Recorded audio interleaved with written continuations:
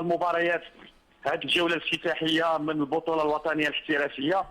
اللي عجبني في هذه الدوره الاولى الكباتن هو تبارك الله الاهداف. هذا الشيء اللي بغينا البطوله الوطنيه الاحترافيه نستمتعوا بالاهداف، لان الدوري الاحترافي دائما كيتميز بالكثره ديال الاهداف والمتعه والاثاره والحضور الجماهيري. ما بغيناش هذا العام الويكلو، ما بغيناش منع الجماهير نحو المدن، بغينا الاهداف، بغينا الفرجه، بغينا كذلك الملاعب دائما تكون في ابهى صوره.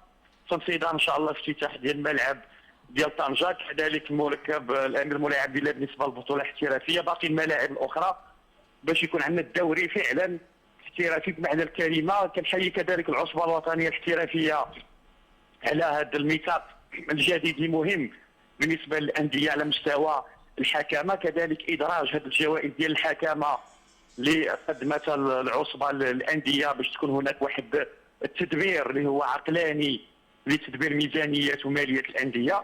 هذا هو الدوري اللي بغينا، يعني ما بغيناش ديك الدوري السابقا ديال كتلقى الدوره كلها 8 المباريات 6 المباريات في التعادل صفر ليميتلي. اذا هذا شيء جميل، انطلاقه مبشره في انتظار باقي الدورات. اللي عجبني اليوم ان المباراه ديال الجيش الملكي اتحاد يعقوب المنصور شفنا ديربي جميل، الملعب الاولمبي كذلك كان مسرح لهذا الديربي. كنحيي فريق اتحاد يعقوب المنصور، هذا الفريق اللي عنده مستقبل ظاهر في الفتره المقبله. الجيش اكيد سيفوز لان عنده تجربه وخبره كبيره. بالنسبه للمباراه الاخرى ديال الرجاء كنعتقد بدايه موفقه للفريق الاخضر، خد فقط الجمهور الرجاوي يعني يصبر على الفريق ديالو، لان الرجاء بزاف ديال الفترات كتكون مزيانه ولكن الجمهور الضغط ديالو قوي.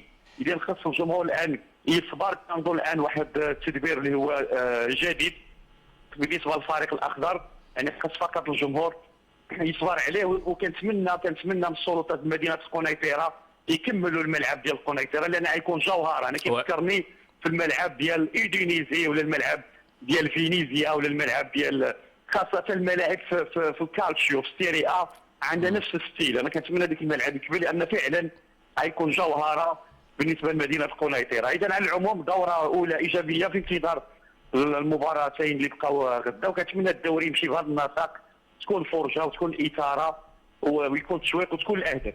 برافو عليك السي بوحسين، تحياتنا.